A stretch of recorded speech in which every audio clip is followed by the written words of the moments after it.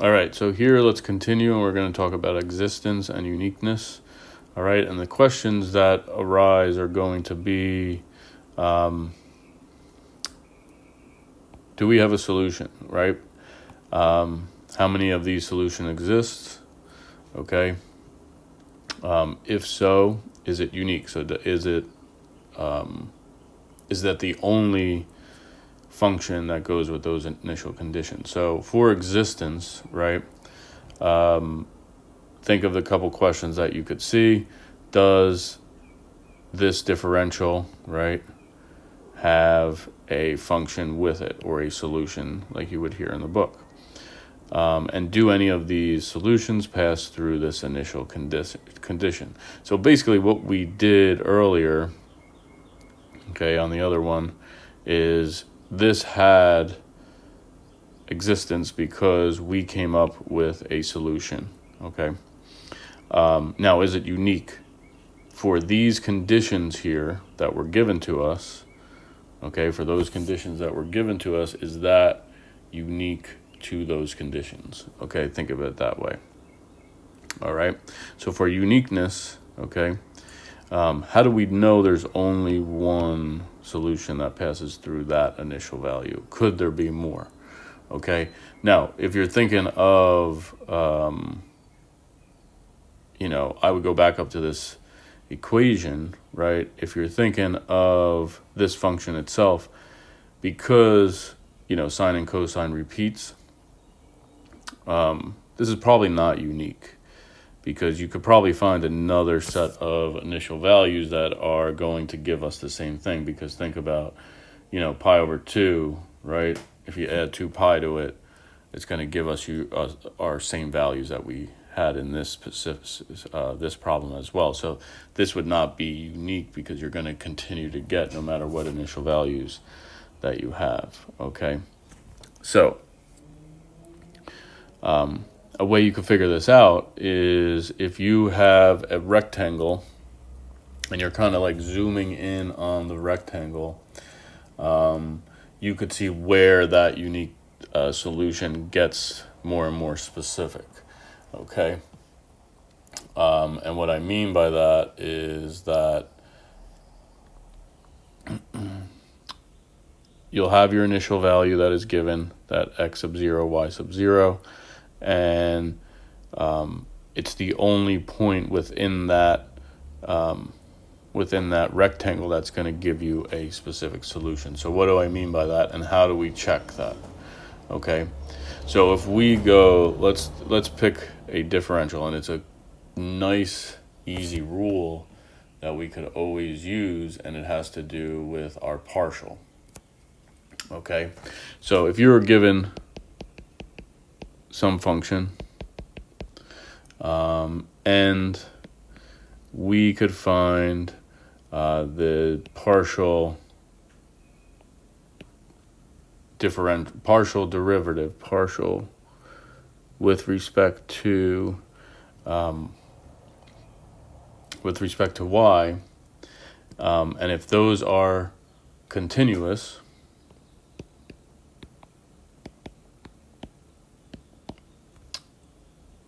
on some region R, then there exists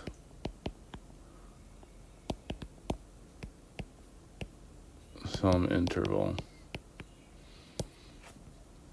Let's say I that contains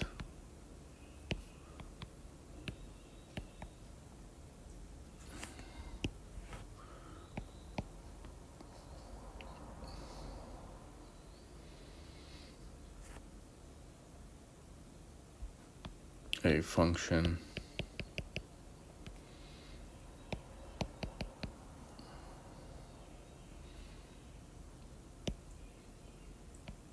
that is the solution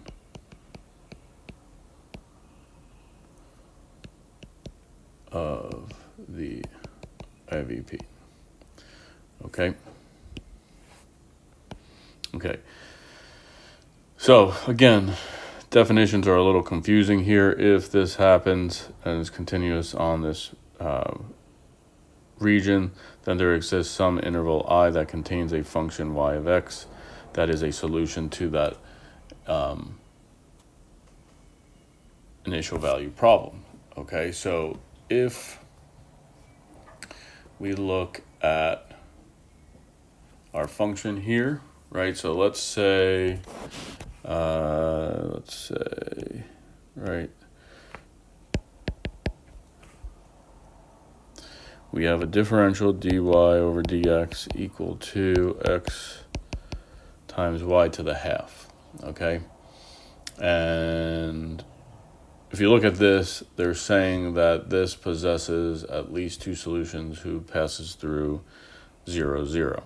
Okay, and we can figure those out later. All right. So let's go back to this rule for uniqueness, okay, and talk about, let's label our function and then find the partial with respect to y. So here, if we state that this is our function of x and y, okay, then my partial with respect to y. Now remember how this works. If it's a partial with respect to y, x stays constant and y is now our variable of a differentiation. So 1/2 x stays, y to the negative half, right? And we could rewrite this as x over 2 root y, okay? So now, where or what rectangular region, or where would that rectangular region be in order for this to have a unique solution, right? So on what interval would you have a unique solution? So here, okay, it would have to be when y is greater than 0. Now the unique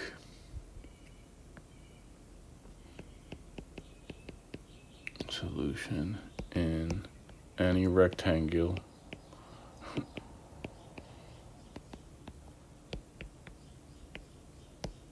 where y has to be greater than 0. Now, this is what you have to consider here when you're looking at these problems is, right, when do we have a unique solution? So the only times you're going to have a unique solution are going to be when y is greater than 0. Okay, the reason for that is when you take your partial, the domain of this function is everywhere except for where, anywhere y is greater than 0, then we're okay.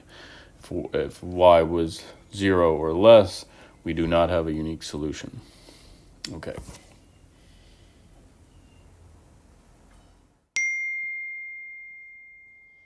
Let me do one more example because this is a little confusing about uniqueness, right?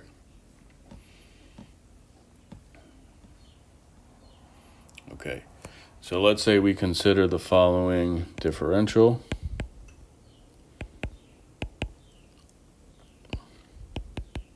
Okay, so you have this.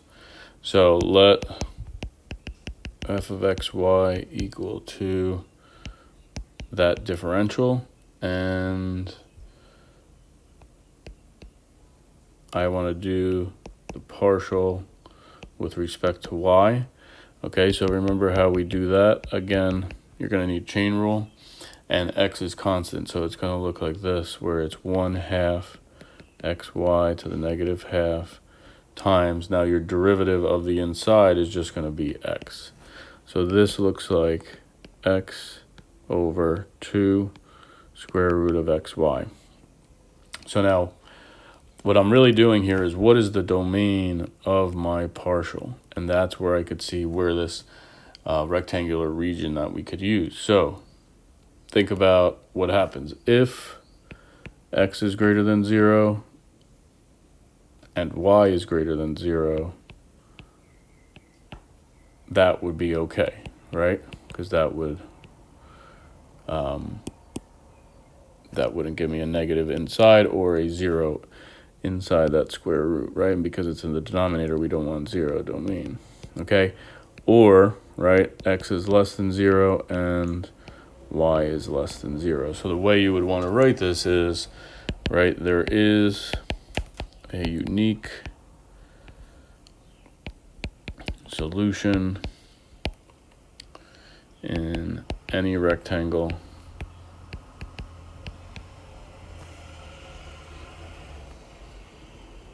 tangular region, right? Tangular. Let's write it right.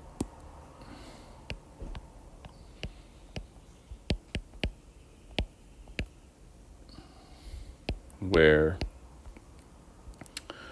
x is greater than 0 and y is greater than 0, or x is less than 0 and y is less than 0. Okay.